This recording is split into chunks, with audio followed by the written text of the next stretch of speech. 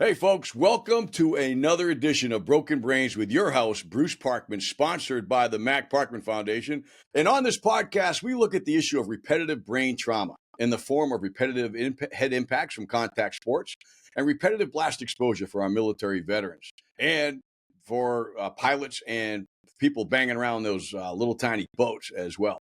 These two issues right now are the largest preventable cause of mental illness in this country. Yet both these issues, RHI and RBE, are poorly understood by our medical, nursing, psychiatrical, and suicide prevention communities.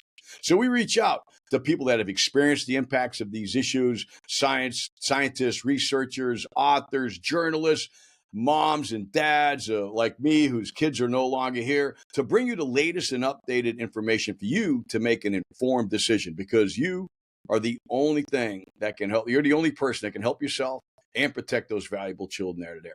Today, we have another amazing guest on this show, Matthew Wiz Buckley. And if you haven't seen Tom Cruise, this guy's got it. Tom Cruise learned from this dude, man. Here right now, man. He's the founder and president of the No Fallen Heroes Foundation. His call sign, Wiz, is a former decorated Navy fighter pilot and the CEO for Top Gun Options LLC and Strike Fighter Financial LLC in Boca Raton. Wiz, I'm raising money right now for my company. We need to talk. From 1991 to 2006, Wiz was a highly decorated naval aviator with the United States Navy, serving at multiple duty stations worldwide. He was an FA-18 Hornet instructor and adversary pilot and flew combat sorties over Iraq and was awarded 2 strike and flight air medals. He graduated from the Navy Fighter Weapons School Top Gun Adversary course and has combined his unprecedented experiences in the militaries and corporate America to write 3 books, From Sea Level to Sea Level, A Fighter Pilot's Journey from the Front Lines to the Front Office, and COVID Crash from Panic to Profit. And his book, Strength and Gratitude, is an international bestseller.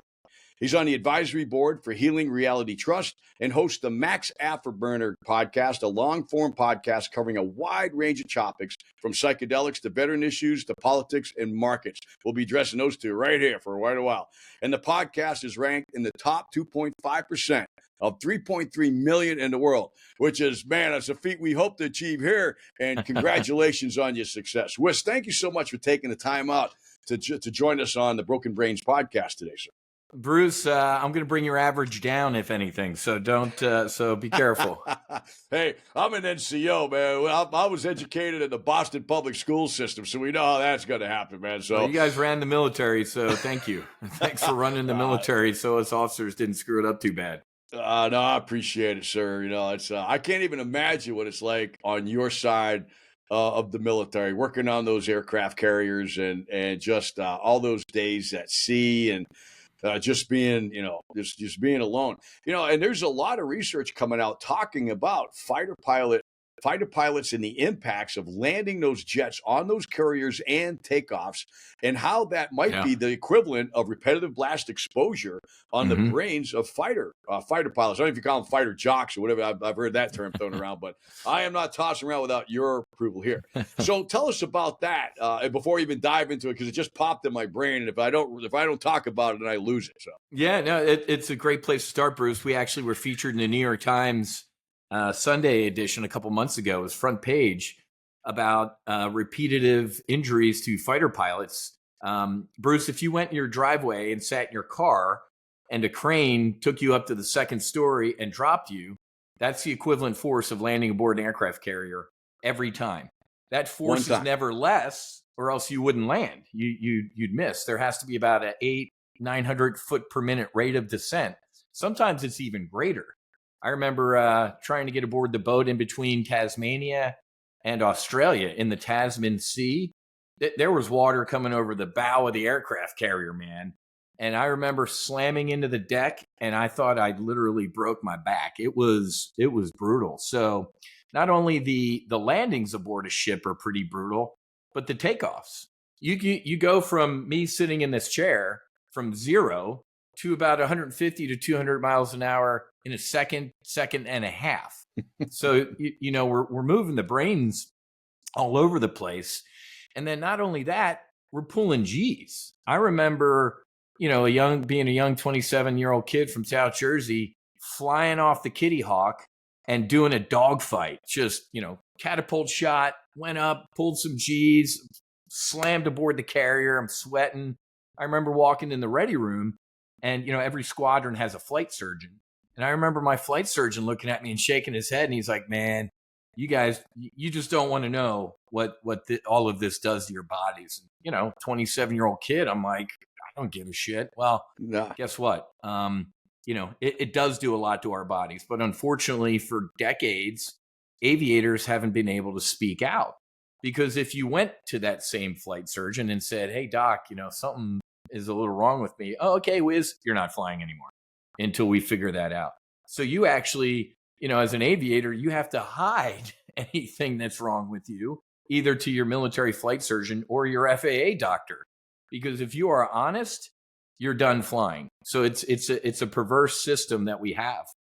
So the stigma that we have in special operations and in law enforcement against speaking out again for, if you're feeling down or, you're mentally ill, it's the same. Yep. It's pervasive in the the fighters community as God, well. Yeah. And it's so stupid because the flight surgeon would, of course, get in front of the ready room like, hey, if anything's, you got a headache or anything, you can always come talk to me. And we'd all laugh because we're like, dude, you're the last guy we're going to come and talk to. Which is, it's sad technically because, and of course, if you did, let's say you're feeling a little depressed and you went and talked to the flight surgeon like, hey, doc, I'm feeling a little depressed. What's he going to do? He's going to remove you from flight status, which is probably one of the only things keeping you happy right now. Right. So now you're going to be even more depressed that, he or she's taking you off what you're doing that's actually making you happy. So we gotta fix a lot of stuff that's going on. And let's talk about those fixes in a second. Like I was talking to one of my Navy SEAL buddies, and and I can remember back in those days, you crack off some charges and you're just eating the blast, like, and he was telling me one day he was the range safety officer. And, and he's standing right next to these guys shooting these Carl Gustavs off. So he's eating the equivalent of every one. There must have been like 45 shots. He's like, he couldn't feel his fingers anymore. And he couldn't wait to get back the next day. And I mean, but that's because we're kind of ignorant on this stuff. And we think that, as men, right, and women nowadays, that this is really cool to be taking this punishment, and Bruce, I forgot to mention something. So in addition to everything landing aboard the boat and being a pilot, I was what's called an LSO, a landing signal officer. So when I wasn't flying, I went on the back of the boat with a set of little foamies, and I would help my fellow aviators land aboard the boat. So if you've ever seen, the movie Maverick or Top Gun, you see all the, 18, 19-year-old kids running around on the flight deck. They have the Mickey Mouse hearing protection on, right? So not only do they have the Mickey Mouse ears on, but they have the foamies. And even they suffer hearing losses. But as an LSO on the back of the boat, we only wore the foamies because I had to be able to hear the engines. I had to be able to hear if the pilot was taking off a little power or adding some power. So here I am standing on the back of the boat as an F-14 Tomcat comes by 20 feet away from me in full afterburner. So, you get out and you tell the VA like, hey, I have horrific tinnitus. I have horrible hearing loss. It's not service related. What? Really? Oh, yeah. It's infuriating to me, the VA, right? So one day I went from being an F-18 fighter pilot with a top secret SCI clearance to literally the next day being a liar, right? How can you go from having the absolute highest trust that our nation can award you to the next day, you're full of shit. We don't believe you with anything. Prove it. I'm like, whoa. Yeah. I thought you guys trusted me. Nope. Yeah. It's a court case now. You got to prove everything that's wrong with you. How about you start with, we'll believe everything. And if we find out you're lying, you're going to jail. I would have agreed to all of that. It's the system's inverted. We don't believe you in anything. You got to prove everything. No wonder these young kids go into the parking lot and put a bullet in their head. It's like, you don't believe me? You used to believe me, and you had me do a bunch of crazy shit, but now I'm a liar. Okay, great. Thanks. It's like Johnny Rambo's like, I used to drive a fucking tank, Colonel. Exactly. That's exactly right, man. Yeah. I mean, and it is right. You get called a liar, and that's why the education is so important, because I had to go educate the VA on RBE. I had to come in I brought my, Yeah. MOS, all my years of being a Green Beret, being shot in the face, hey, I was in combat, whatever, right?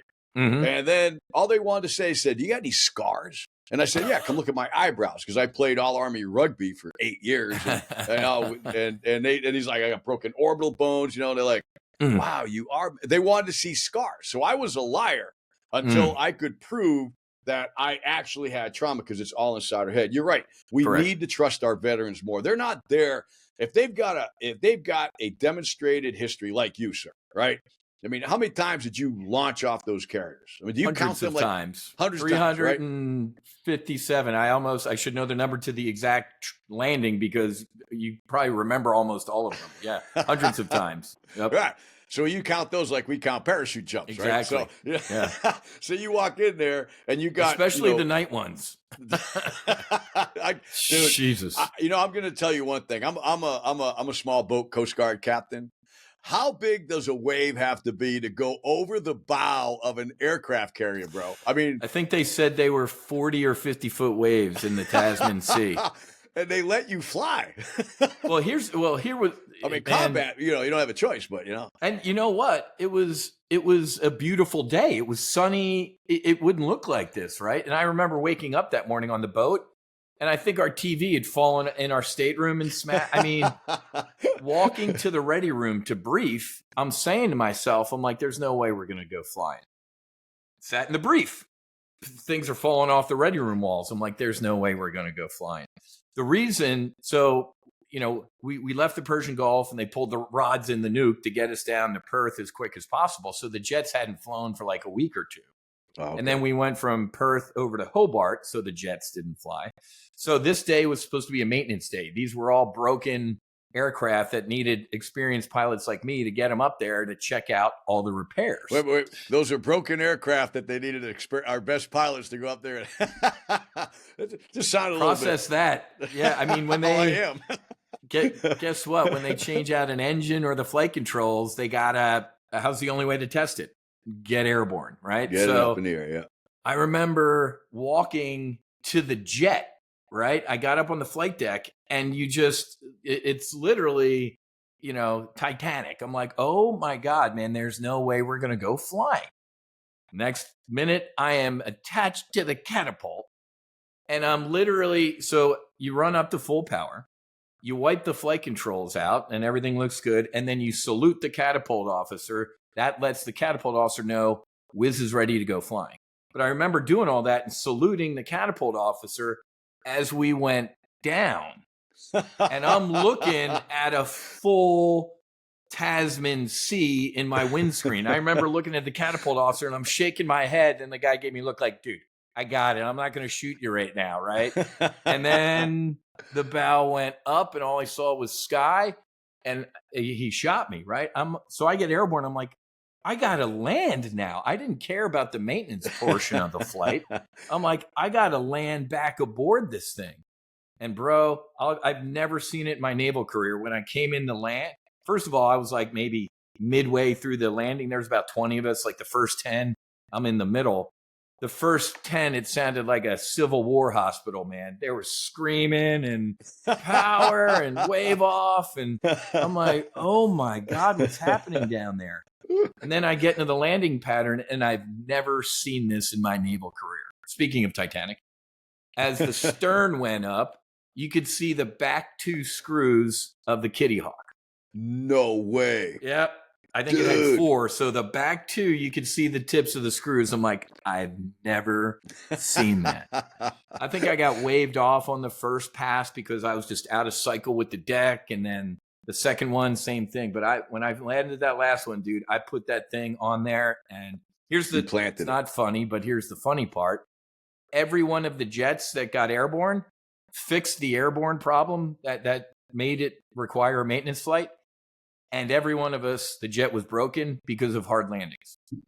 So they had to put all the jets in the hangar bay, put them up on stilts, and have to inspect the landing gear. So we fixed one thing and we broke them all for landings. It was insane. I mean, I've seen that aircraft carrier in San Diego Harbor, and that deck has got to be, 100, 150 feet off the water. Yeah. So to get those screws out of the water, I mean, Yeah. dude, that's one of those. I don't know if I really want to do those moments. No. As an Yeah. old guy now, I would have thrown my own mother in the cockpit to do it instead. But as a Yeah. young kid, I'm like, dude, I'm at the top of the world, man. I'm a maintenance pilot, and this is great. But man, that was brutal. That was a hard landing, and all those jets broke. It was, yeah, that was one of those. I remember trying to taxi out, and of course, you're at the 5-month point in cruise, and the deck has what's called non-skid on it. It's like this, this material that it's a non-skid, so you don't skid. But at the 5-month point in cruise, man, from landings and all sorts of stuff, that stuff's gone. So it's like bare steel, and you have oil and hydraulic fluid. So when you're taxiing, I remember on that day the boat does this, and I'm sliding towards the edge of the boat, and the directors are like, I had to come up on the power to like climb to taxi. And it's not like you can steer those things either, man. No, man. I've actually had the steering input in to turn that way and just kept going that way because there's the tires ain't gripping any of the non-skid. It was brutal. It was some stupid shit going on, but I'm here to tell about it. Dude, that's all that counts, man, to tell you the truth. So tell me about this New York Times article, because that's kind of, that was kind of, creating a lot of this whole repetitive head impact, repetitive brain trauma issue is what, we're kind of calling it now, because it encompasses so many different forms of repetitive head injuries. Is, causing some stink. I mean, just, a little bit, we know about, the mental illness rates, maybe the suicide rates. Mm-hmm. And I know the military's looked at, we know that artillerymen, tankers, EOD, right? Mortar. But our aviators, helicopters, kind of a softer landing there. Been in them a whole bunch of times. So do you see what you would say as an elevated, incidence of mental illness, amongst fighter pilots that could be related to this? Because obviously that article, I think it even pointed at suicides, no? Oh yeah. Well, I got to take my hat off to the helo dudes and the helo ladies. It ain't flying a fighter jet and pulling G's. Man, you've been on helos. The engine and the motors and the vibration for hours at a time. And they might be sitting on a cushion, but that ain't no airline seat. And it can't be too cushioned in case you catch a round up, through your ass type of thing. So the helo bubbas are also having some repetitive stress injury just from the constant shaking. Your body's not designed to constantly vibrate for hours on end. Never even so the thought helo about folks, we've helped a lot of Black Hawk and a lot of helo bubbas heal too, man, because they're in it. But to your point about the New York Times article, obviously, and of course I make fun of the Air Force. They're barely on our side. They don't have the landing, aboard a boat issues or catapult shots, but it's also the pulling G's. I would fight the jet on the edge of consciousness, right? When I come into the merge with another Hornet or any fighter aircraft that I'm dogfighting, man, I pull to the limit of the aircraft and the blood is pulling out of your head, man. That's how it's called G-lock, G loss of consciousness. So you got to squeeze your legs and your abs. And then obviously we're wearing what we call a G suit. It's like some metrosexual dude in Miami. It's like the tightest skinny jeans, and then they inflate and they squeeze your legs to give you about a half a G to maybe a full G of protection. So I would actually fight the jet on the edge of consciousness. If you've ever passed out before, the first thing you notice to go is what? You start getting tunnel vision. It's called gray out. Scuba school crossovers. I know exactly what that looks like. That's exactly right. And it's interesting because as you gray out, you can still hear the radio. You still know you're flying, but your vision is the first thing to go if you're going to pass out. It's like your critical bodily functions are like, let's get rid of vision first and try and keep, at least a heartbeat. So fighting the jet on the, I pulled a gray and then get an advantage. I'd unload a little bit to get the blood in my head so I could see again. Where is he? Okay, there's the bad guy. And get on the G again. So you're literally fighting on the edge of consciousness. That didn't go to med school, but there's no way on God's green earth that's healthy. The human body is not designed to fight on the edge of consciousness repeatedly. And once a year, you've probably seen it in the movies, once a year we go to a centrifuge training. They put you in a capsule and they spin you, man, to do up to 9 Gs. So if on a good day I weigh 200 pounds, that's 1,800 pounds of force. And after that, when I'd go home, Susie, my wife's like, you have old man ass, and underneath my arms, all the blood vessels, the capillaries would burst. We call them G measles.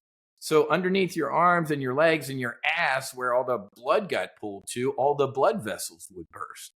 So the New York Times was like, hey, for all the Top Gun Maverick recruiting poster stuff, these fighter pilots actually go, it ain't all sunshine, unicorn, and lollipops. They're in it and they're putting us through it. But it's interesting. The New York Times interviewed, our chief medical officer. She flew Tomcats, and she's the chief medical officer of our foundation after sitting with Psychedelics. And then also another one of our grant recipients who was also a Tomcat backseater. They didn't interview a pilot. Now they could have interviewed, or they did interview me. My quote didn't make it in there, and here's why. The vast majority of fighter pilots, when you leave the military, where do you go? Go to the airlines. And guess what? When you get your FAA physical, have you ever had PTSD, depression? Do you have any head trauma? Nope.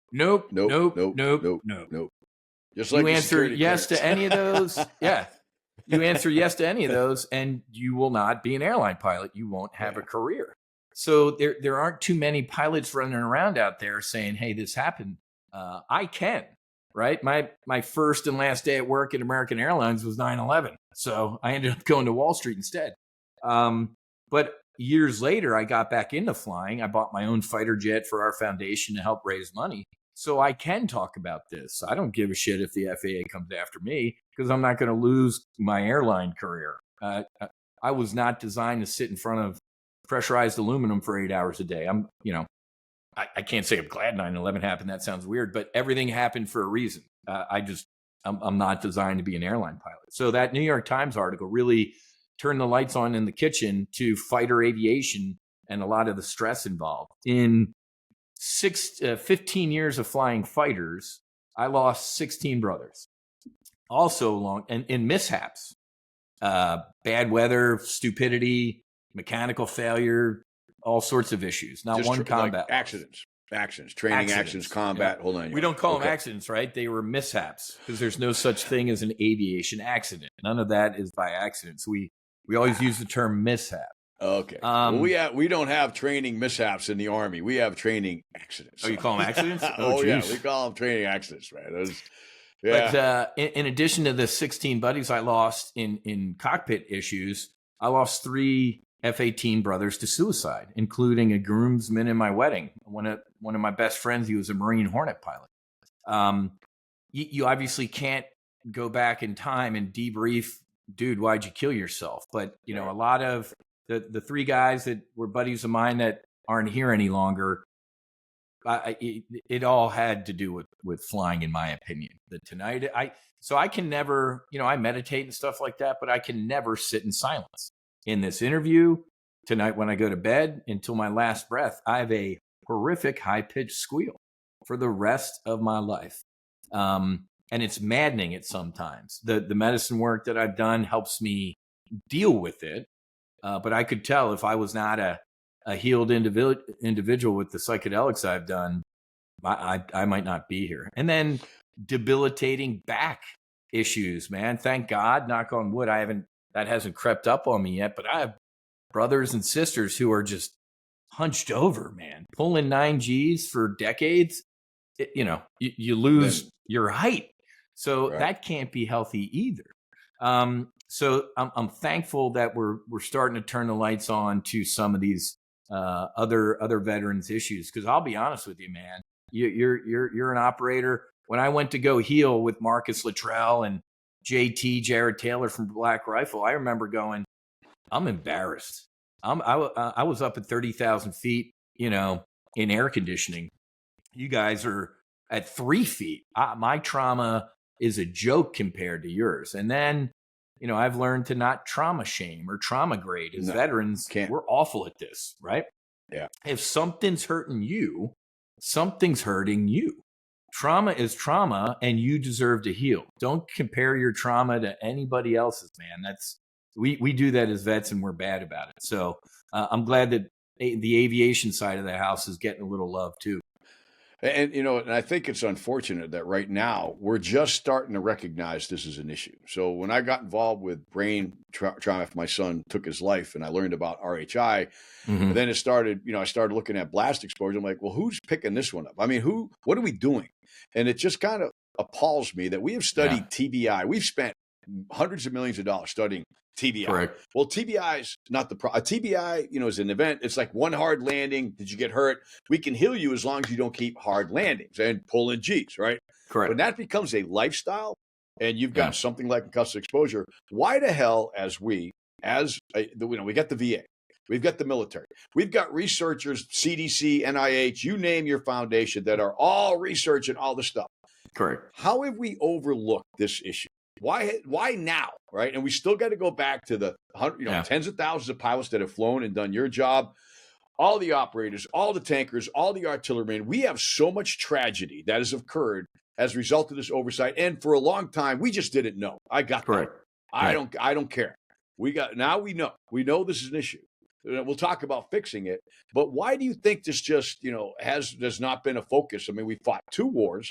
We've had thousands of kids. We got 100,000 Maine kids out there. We got 9,000 dead, and we lose 9,000 more, 8 to 9,000 more a year because of suicide.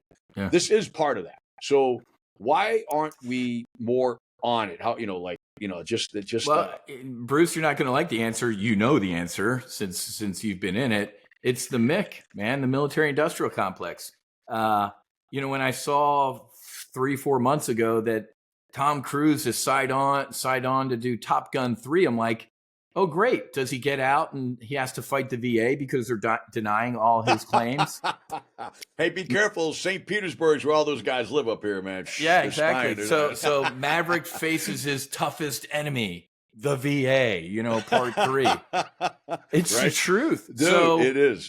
You're not going to, the Pentagon loves the Paramount Studios and Maverick. The military-industrial complex loves great recruiting videos and stuff like that. They ain't going to show any of this stuff, period. They, the military can do an incredible job training you and I to do some awful things to another human being. But when they're done with us, they spit us out, and they do a pretty shitty job of turning us back into being a human.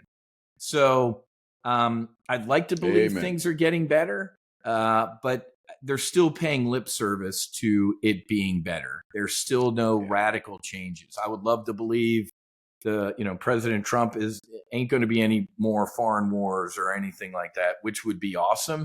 Last time I checked, the only duty of a military is to protect the homeland, and the border's been open for 4 years. So finally, our military is being used to protect the country.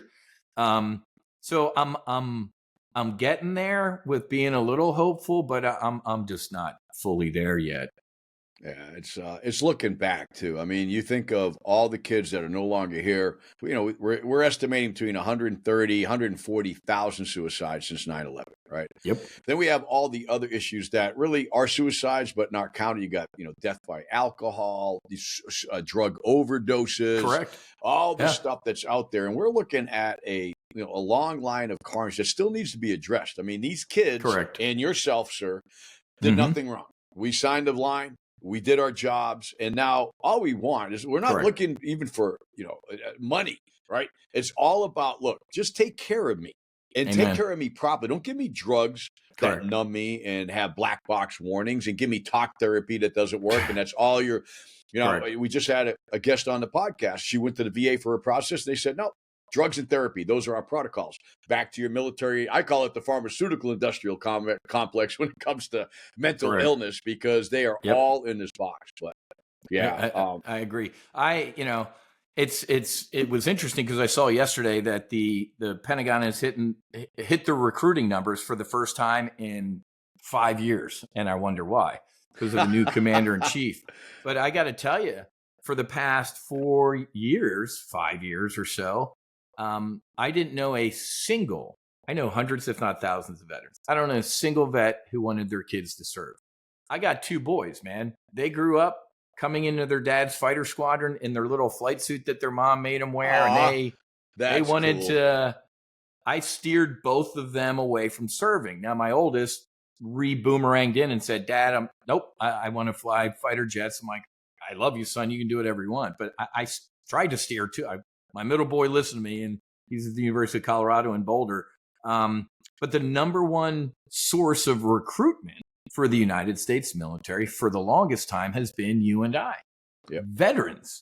When you lose us, when you break your promises to help us when we're done, we're going to badmouth the hell out of you to kingdom come. Take good care of us, and your recruiting numbers will go through the roof. This ain't hard, right? This isn't rocket surgery. Yeah, no, absolutely. And a lot of the things that the veterans do is like the kids look at us like we know that most of us came from nothing. If it wasn't for the military, I know I personally would not be in the situation that I am.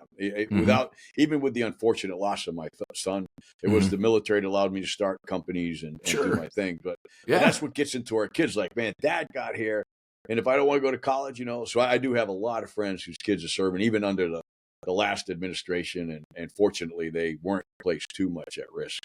Good, given what happened. So, but awesome. I mean, so talk about the transition. You come out of the Navy, kick-ass fighter pilot, Top Gun guy, and then bam.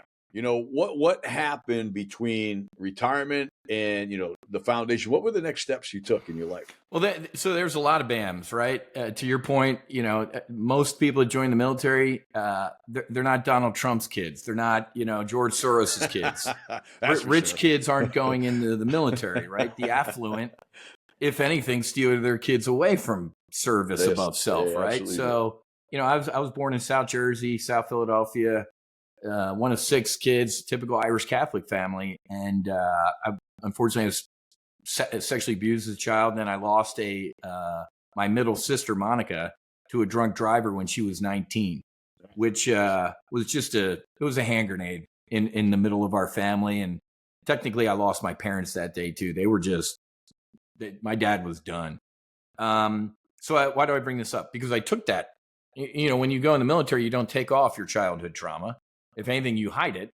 And then, as we talked about earlier, 15, buddies, 16 buddies in 15 years, and then 3 suicides. So I've been, and in aviation, just like the folks on the ground, we're taught to compartmentalize, right? If you and I are flying on a mission and you get smoked, I can't mourn Bruce right now, man. I got a mission to do. I gotta press, or I'm going to get killed too. I'll mourn him later. Well, guess what happens? You don't get to mourn you later. There's another mission, then there's another loss. So all those compartments we're taught to compartmentalize end up building up. And then, one day, like a jack in the box, all of them spring out on you. And it could be, something really bad. So I left, I just mentioned briefly losing my, job at American Airlines on 9/11. So I went to Wall Street. So I was flying F-18s for the reserves out of Naval Air Station Fort Worth, and I was helping to run a trading firm up in Chicago. So when you go from a fighter squadron where you trust the men and women in that squadron with your life, or they're just not in that organization anymore, to Wall Street, where I couldn't trust a guy to watch my wallet for 5 minutes when I went to take a leak. So talk about a culture shift, right? Some of these people would push their own mother in front of a bus for $1. I mean, it was disgusting. It is bad. So that led to some booze, that led to some drugs, and that led to me just spiraling the drain, man. And it was just some very, very dark nights of the soul. So in 2020, God takes care of fools, drunks, and sailors. So, bases loaded for Wiz. I had a buddy in the White House. He was a military aide. And this is December of 19. He gave me a heads up. He's like, bro, Pentagon is going ape shit. There's a level 4 weapons. The only level 4 weapons facility in the whole country of China is in a city called Wuhan.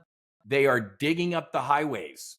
They're building mobile crematoriums. Something got out of a lab and they're going ape shit, and it's going to spread around the world. So I didn't do insider trading. I did outsider trading. I told everybody who would listen. I bring that up because that's one of the books I wrote. It was called COVID Crash: From Panic to Profit. So there was a couple senators who heard the same things I did. And what did they do? They went out to microphones and said, everybody relax, remain calm, it's not coming here. And then got on their phone and called their broker and told them to get out and told their friends, right? But of course, the government investigated that and said, well, no, we won't charge them with insider trading. Like, that's the definition of it. But anyway, I did outsider trading. Why am I bringing this up? Because, remember the smart money? Like, oh, this is the bottom. I'd be a buyer of stocks here. Donald Trump, like a week into it, I have a screenshot of the tweet. He deleted it. Stocks are looking good here. I'd be a buyer of stocks. The next day, the Dow went down 3,000 points. I made 75 grand on a couple puts in like minutes. I bring this up because I think we made like $2.5 million in like a week of trading. And I bring that up because, my old man was like, Matthew, you can't take it with you, right? You're not a pharaoh. They're not putting this stuff in your casket, right? Pharaoh. Yeah. So, and I'm not one to quote scripture too often, clearly, but it's easier for a camel to pass through the eye of a needle than a rich man to enter the kingdom of heaven. And that was right around the time that my buddy Swede checked out. So I looked at my bride and I said, you know what, Susie, let's take this money and start a foundation to try and end veteran suicide, because I don't want to lose any more buddies. But how do you, at the time we looked at each other, we're like, how do you keep a veteran from killing themselves? I mean, help them pay the rent, buy a suit, write a resume. We're throwing stuff at the wall. And then that's when a buddy of mine reached out to me and he said, hey, here's a group of Navy SEALs and special forces guys who go down to Mexico and they do psychedelic assisted therapy to heal their traumas. And there's a really cool group going in a couple weeks. Would you want to go? And I said, man, go to Mexico and do drugs with Navy SEALs? Sign me up, man. Let's fucking go. I had no idea what I was in for or what was about to unfold, but thank God that it did. And I love you talking about that. So here was my group, man. Marcus Luttrell, obviously the lone survivor. One of his team guys, his name's JJ. Jared Taylor, he was a JTAC, runs Black Rifle Coffee now. And then the last guy in our group, his name's Robert Gallery, All-American from Iowa. Just got into the College Football Hall of Fame last year. And then played for the Raiders for 6-7 years. And this guy, and I know they only know if you had CTE after you die and they open your head up. This guy, so y'all meet, you meet in San Diego and then you kind of convoy down to the clinic. Why? Because if you do what I'm about to tell you in San Diego, you're a criminal. You're a felon. Yeah. If you do it an hour south, it'll save and change your life. Now let that sink in. But I was in the car with Robert. I remember sitting in the back seat next to this 6'5", 350-pound dead human being. He looked like a gray iceberg. Let me fast forward. A year later, I'm at a fundraiser in San Diego, and this massive thing bumps into me. I'm like, oh my God, I'm going to get my ass kicked. What's going on? It was Robert. He's a different human being, completely different human being. And he's actually has started his own foundation to get Ibogaine and psychedelic assisted therapy to his NFL brothers and other athletes in other sports. Because he was in a bad place. And then obviously the SEAL guys I were with had the concussion and the TBI. But man, it was without a doubt the most profound and transformational experience of my 52 years at the time. It was not fun. It was not recreational. It was, I've landed in the middle of the Pacific at night on a boat, low on fuel and bad weather. That was enjoyable. That was a cakewalk compared to this experience. Amen. 12 to 14 hour in it. But man, it literally, it saved and changed my life. I got to experience my sister again. I reconnected with, I lost my faith for decades. What type of God lets me be molested, kills my sister, kills my buddies? There ain't no God. Woohoo. Man, I was wrong.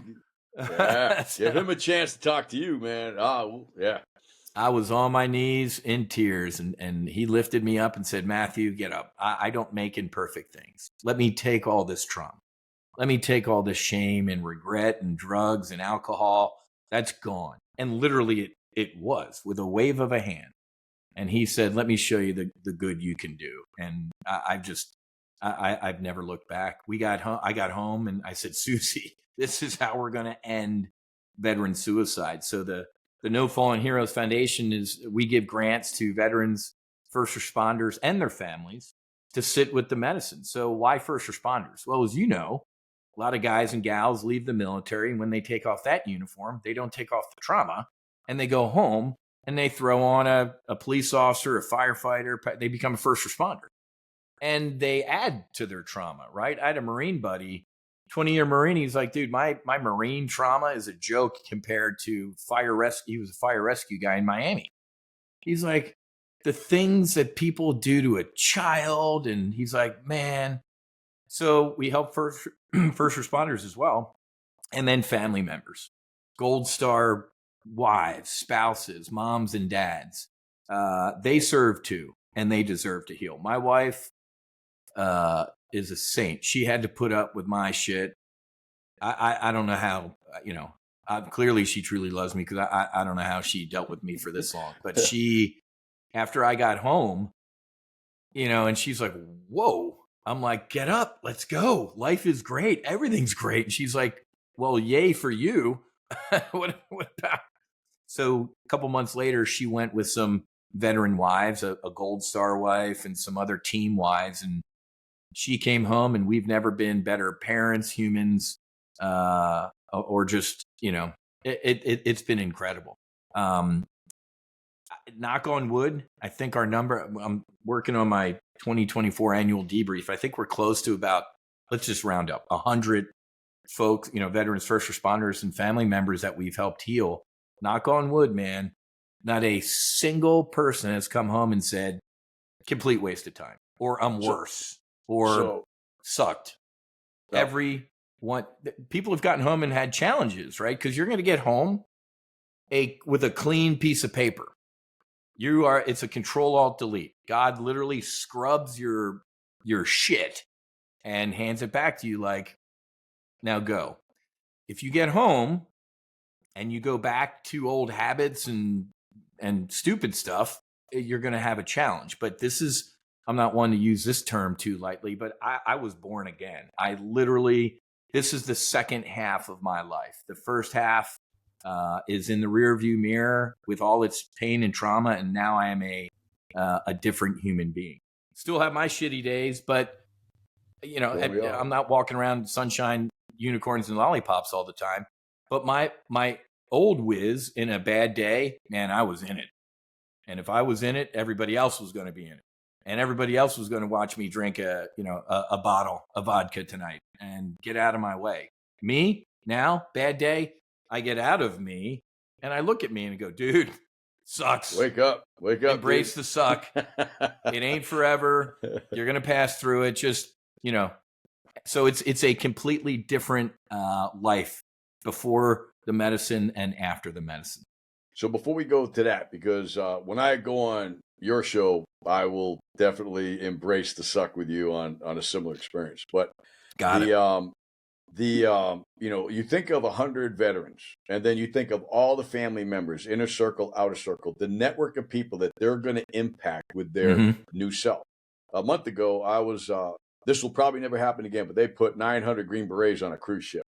And I got Did everybody live? Everybody lived, and the boat sailed. It made it back to port. It was all good. During that, I thought you guys would have turned into like pirates or something and taken over the Red Sea. if I was still drinking, that might have happened, but we were good, man. We let it go. But anyways, I get this guy. He used to work for me, and I did not know how bad it got for him. And he's his name's Pat Flatley. He's been on podcasts, very very open about this. And he comes up to me, he goes, Pac-Man. That's my nickname. Most people don't even know my name. Is like, we need some help. I said, what's up? Because he knows I've had some companies. I got an SF captain with a 9 mil in his mouth, and I got to get him to Mexico. And I'm like, what do you need? He says, I need some money. I said, all right, put me in touch. So he put me in touch with, the Vets organization, who you're probably familiar with. And we got this guy down there. And I looked at him. I go, dude, what's up with you? He goes, bro, same story. I am back. And I want our audience to understand this psychedelic movement. When we are looking at a loss of 8,000, 9,000 veterans a year, because the VA still gives them drugs and therapy. They will not alter that. And we have not only this medicine, we have ayahuasca, we have psilocybin, we have MDMA, we have NEO5DT, Bufo, whatever you want to call it. These drugs, you call them drugs because they're not legal. I don't care. These medicines are saving lives. And Correct. I'm not saying just saving lives. They are reforming, transforming lives. And Wiz's story, I have heard this over and over and over again. Yet, like he says, you go to America and do this, then you're a criminal, but you got to go to Mexico. Now, there is a new Iboga church that just started in America with the loophole now. And I don't know, I got somebody attending that to see how that might affect. But the transformation of individuals, and like Wiz, you're not, it's not like you're a criminal, right? You haven't, molested kids. You're not a bad human being. You're imperfect like we all are. And it just shows you how much we have to grow. That even though we're good people, like you're a good provider, you're a good leader, you're a good pilot, you're a good mofo, right? Like that we still, when we get in these medicines, need to understand, talk to the audience about, the transformation, if you want to discuss it, like, it's, I just want them to understand the reach of these medicines and how they take people, even though if you had alcohol, sleep, whatever problems you did have, and you come back and your wife's looking at you like, my wife calls me Bruce 2.0, right? And it's so I mean, just tell the audience about, just the experience, if you go a little bit deeper into it, if you could, just so they understand how profound these medicines are and why they're impacting these vets the way they are. Yeah. And, let me share this with you. I try and go on every retreat that we do, but, now we're starting to just send people individually so we don't have to do like our own retreat type of thing. I bring that up because if I don't go on a retreat or we're sending people in onesies and twosies, almost every time when I'm not there, I get a text from these people that say, Wiz, I don't want to kill myself anymore. You can't put a dollar amount. You can't put anything amount on. I screenshot those. I have a folder. I have a shitty day folder. When I'm having one of those shitty days, I read all those texts and emails that I get from people that says, you saved my life, or I don't want to kill myself anymore. So it's that transformational.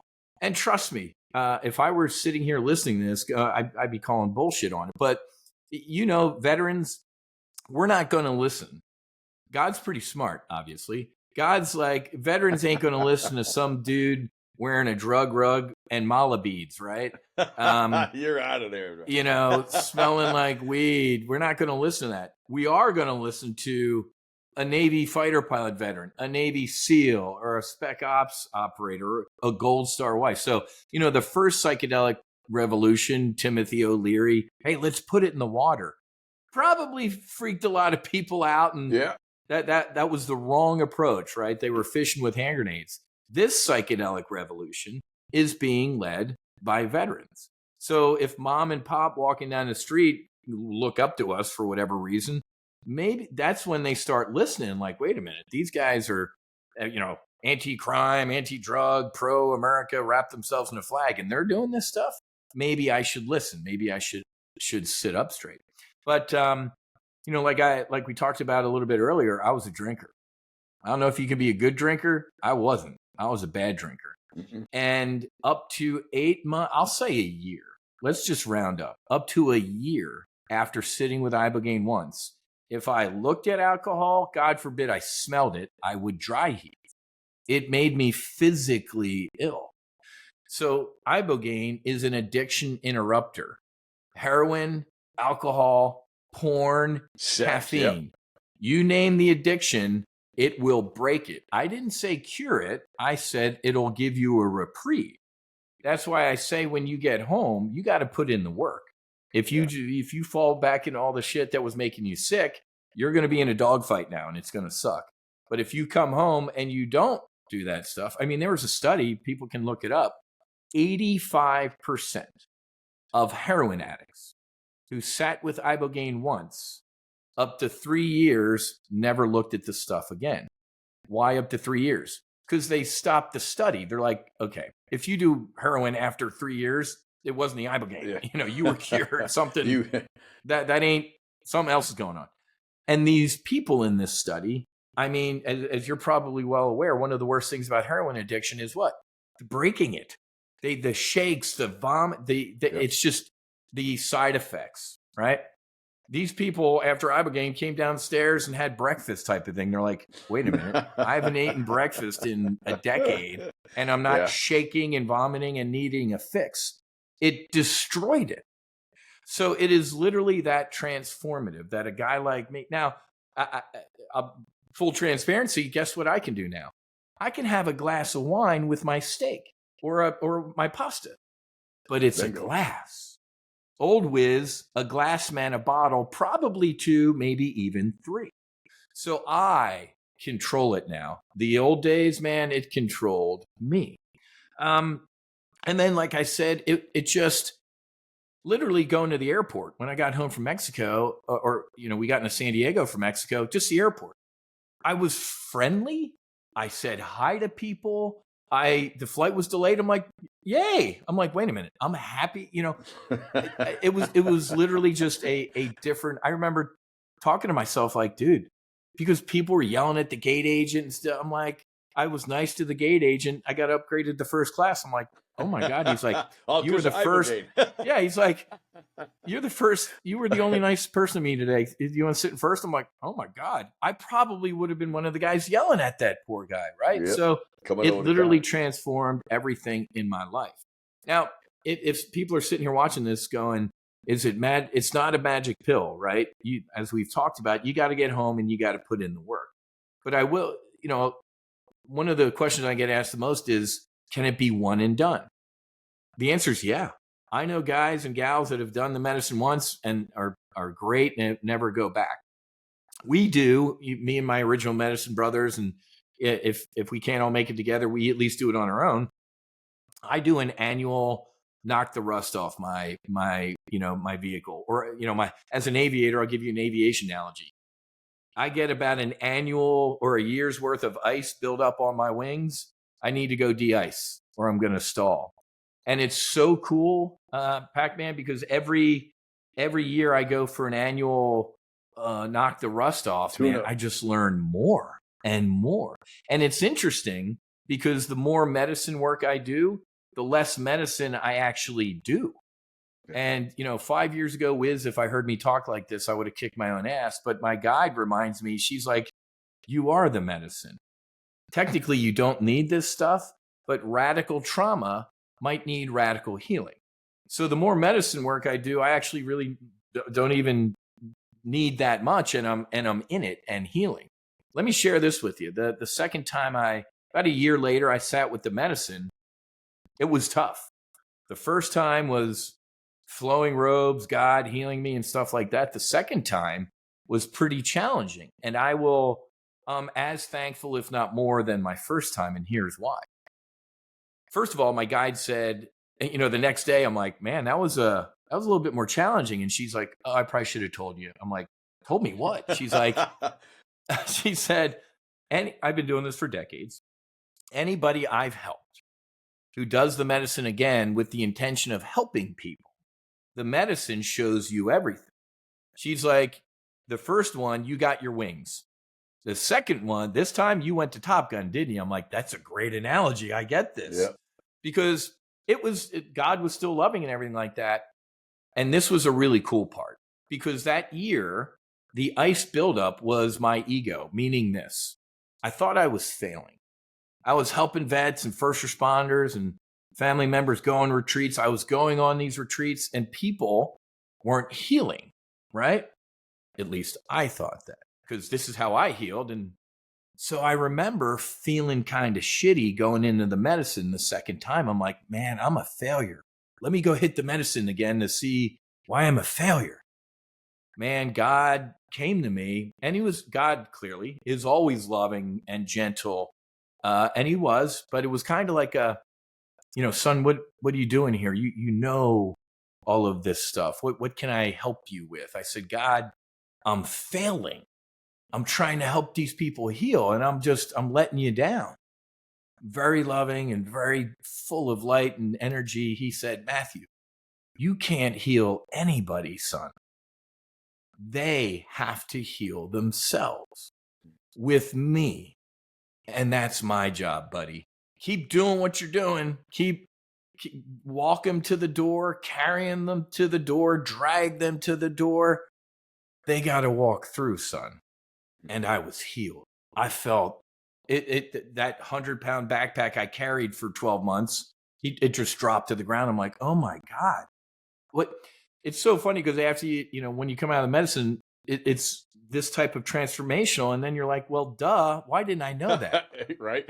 But I clearly didn't, right? So the medicine can kind of do what we call modo, master the obvious sometimes. But sometimes the obvious is not so obvious because of our ego. I'm a fighter pilot, I'm this, I'm that, and I'm helping people heal. Dude, you can't help anybody heal, man. They have to do it themselves, which was very transformational. So even though I know that now, still working in this space is tough, man. I was about to say I don't want to wake up in the morning. Of course I do. But when I wake up in the morning, man, sometimes I don't even want to look at my phone because every grant request that comes into the No Fallen Heroes, I haven't read one that's full of shit, right? I haven't read one that doesn't make me tear up or cry. These people are hurting. They need help. And I just feel so futile sometimes, man. The past week watching the bullshit in DC, $1.5 million for trans opera in Serbia. I'm like, what the fuck is going on? Right. If our foundation had $1.5 million, I could clear half my list, if not the entire list. We're getting ready to talk to that because it infuriates me. I just wrote the legislation for Congress. Congressman Derek Van Orden has it right now. That Great American. Puts together a full packet. I'm talking to Morgan Luttrell, Marcus's brother, who's the head of the Brain Caucus. Yep. I have put together our foundation, or me. We wrote the entire plan for awareness and education advocacy, diagnosis, and treatment to include billing options and insurance coverage. Good. And we're going to get this funded. And good on your foundation is going to be part, because it's going to be, we have to, the country, the veterans, not me, but the VA needs to get out of its box, and they need to start trusting folks like you with a demonstrated history. So let me ask you one question. Correct. Out of all the veterans that you've helped, first responders, all, what is the rate of people that have been through your experience that said this has positively impacted my life? Not even completely transformational, but this has helped me get on the path. I hate saying this, bro, but I'm going to say 100. But, maybe I'll say 99.9 because 100% is never fully statistically accurate. Again, nobody has said, dude, I'm worse. This failed. This sucked. What a waste of time. Not a single person. So when I look at something like, what is it, S-ketamine or Spravato, 12% effective rate, I'm like, okay, 12% versus 100. But as you know, man, it's a revolving door between the VA and Big Pharma. You just alluded to it, man. If you get an appointment 10 months down the road and you get in there and they say, what's your symptoms? These things. Here's the script. Next. Whoa. What about what's inside? Like, what's on this script, dude? What does this do to me, man? It's exactly right. So we helped a SEAL, a team guy who was on 15 meds. Dude, hear it all the time, bro. Crazy. 5 to wake up, 5 for lunch, 5 to go to bed. He hasn't taken a med in 4 years. So if you're sitting in, Pfizer headquarters listening to this podcast, you're like, oh shit. Yeah. So Well, clearly, and to your point, the new VA secretary seems like a good dude. Get out of your office. Get these people out of their cubicles, throw some hiking boots on, and join me at a retreat in Colorado. Hold space. Don't believe me. I'm full of shit. Assume I'm a liar. Go on these retreats. Hold space, sit in ceremony, and you see it for yourself. I can't tell them stand to this, take man. the damn drug and see what the heck the medicine and see what I'd they love go that through. to happen too, but if anything, just hold space. Oh, bro, No, if I tell people, if I could kidnap Putin and Zelensky and throw them in a room with Iboga for a week, there would be no more war. And people think I'm full of shit, and I'm not. It's the truth. There would be, that's one of the reasons these medicines are still illegal at a federal level, is because they can turn warriors into peacemakers. I've seen it. I've seen knuckle dragging. Yeah. No, I had a meeting this God damn it. I hate Microsoft Office. So anyways, no. So, I mean, and here's the point. We're talking about VA that's giving out drugs that have a 25% possibility of impacting somebody's life.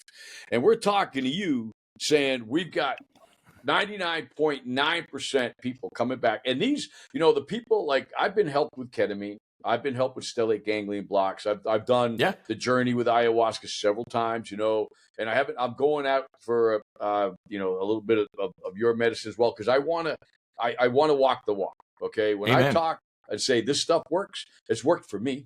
All right. Yes. And what it's just that this whole issue, like you said, can be addressed in Ibogaine, and Iboga addresses, ketamine, everything, ketamine stuff, PTSD, anxiety. You're talking, and I've seen this with other plant medicines like ayahuasca, people that are snorting heroin with guns in their mouth, multiple suicide attempts. I was with a Marine who has from TBI Rice Krispies in his head, at a level 8, like your tinnitus. And the only thing that helps him is plant medicine. And he's got to fly himself, pay money to get this relief that he incurred at the cost of serving his country.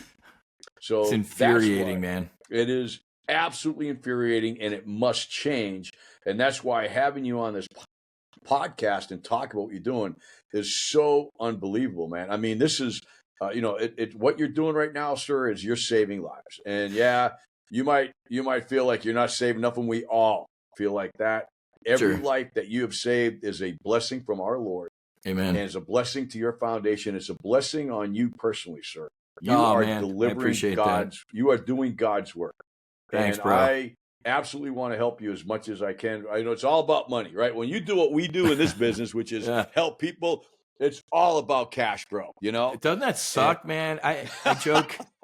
I joke with my wife because, I'm like, I'm fucking awesome at everything except raising money. It's the worst thing I've ever had. I can't. That's why I'm glad, I went out and bought my own fighter jet. I'm like, maybe I'll fly donors in the back seat because I can't. It's a skill set that I simply don't have. I assumed that if people heard this story, they'd be throwing money out the windows to the foundation.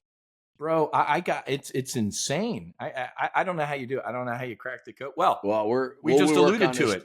Clearly, you and I needed to live in the Northern Virginia or DC and make up some bullshit, help, build clogs in Ireland foundation. And we would have been, Politico. Yeah.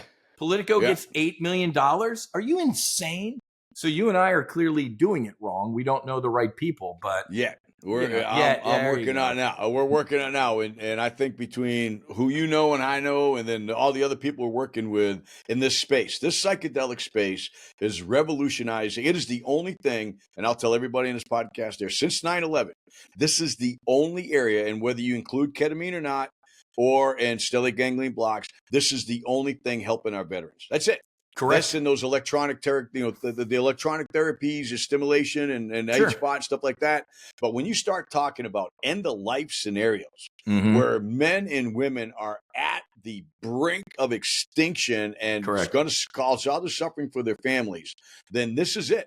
The Ibogaine is absolutely through the roof with its success rate on healing veterans. And we Correct. have to fix this. We have to address it. And Wiz, you are all over this space. And I am counting you as a friend. And I am counting you as, and I am supporting you 100% on this mission, man. I can't wait to know more. And we'll get that absolutely knocked out, man. I cannot thank you for coming on this show, sharing your story with our audience. And I think it's going to be an amazing journey. I know it's an amazing journey that you're on. And I cannot wait to help you and see you succeed more, sir. This is amazing. Pac-Man, thank you for having me, my brother. Your son is living through you, and he's a good wingman for all of us. What do we say? Lead, follow, or get out of the way. So thank you for leading. Thanks for leading. Nice. I'll follow you anywhere, man. I got you from the air, and you got my air support. We're on it, man. Thank you so much, and we're going to have you back on the show. And I guess I'm coming on yours here in a little bit. Can't wait, man. Can't wait to talk. We are definitely going to share, and I'll be in Miami soon, so I'll make sure I link up. Folks, awesome. Again, another awesome podcast. Please do not. Oh, Wiz, how do people find you? All right, so we always close the show. Sorry, I almost forgot. Yeah. How do people find your foundation? Where do they find your books? Tell us all about, websites, URLs, whatever they know to find the Wiz, even especially if they're looking for help, and we can help you give them some help too, sir. Yeah, man. NoFallenHeroes.com. That's step one. Just go to NoFallenHeroes.com. On the top right, on the drop down, if you're a veteran, first responder, or family member interested in healing, it says grant request form or application or intake form. That's how you can get the ball rolling. So NoFallenHeroes.com. You can follow me on Instagram, official Wiz Buckley, and we're also No Fallen Heroes on Instagram. Go to YouTube. You're going to be on my Max Afterburner podcast. We have some great content on there. Ibogaine, ayahuasca, ketamine, people debriefing their medicine experiences, females debriefing their medicine experiences. We didn't talk about it. We were talking about, kind of getting shot at. Bro, I got to tell you that we've helped a lot of females and unfortunately males who experienced, they weren't shot at by their enemy. You know what? MST. Military sexual trauma. You expect the enemy to shoot and try and hurt you. You don't expect your squadron mate to do it. So we're helping veterans that didn't even see the enemy, except the enemy that was in their own unit. So so go to YouTube, our YouTube channel, and if you or somebody wants to go flying in the backseat of a fighter jet, man, just make a nice donation and we can go bend the jet around the skies of Florida. My only suggestion is you eat a banana for breakfast because it's the only food that's going to taste the same coming up as it does going down. And you got to clean up your own. You got to clean up your own. That's exactly right. That's the way it is. Well, you're talking to a guy that's done a lot in his life. That's something I've never done. So I'm diving in on that one, man. You got it. So yeah. Well, thank you so much, and we'll definitely talk about the sexual trauma piece and when we come back. Folks, all right, Pac-Man. Thank you, Wiz. Can't thank you enough. Folks, just to close, don't remember, get your free book on the website. It's the only thing out there for you parents to make informed decisions for your kids. 130 reference papers in there, endorsed by everybody in the CT community. Go get it. Download our free app on the Google Store, Head Smart, to understand concussion, subconcussive trauma, and how to take care of your kids. We're holding a town hall for veterans on the issue of repetitive blast exposure and the trauma that Wiz and I just discussed in Tampa. That'll be live streamed. March 26th is the date. We've invited several politicians, got to have one open up, but it'll be 3 hours of RBE, what to do to get your diagnosis and how to go to the VA. We're going to do the same for NFL veterans. And the second international conference on repetitive brain trauma will be held again, hosted here in Tampa, the first week of September. Stay tuned for the dates. If you'd like to present, be a part of it, please let us know. It'll be held at the new Special Forces Team House here in Tampa, Florida. So for all of you, Wiz, once again, thank you so much. Take care of yourselves, take care of your children, but more importantly, take care of yourself so you can take care of your children. God bless you all and have a great day. See you in the next episode of Broken Brains with Bruce Parkman. Take care.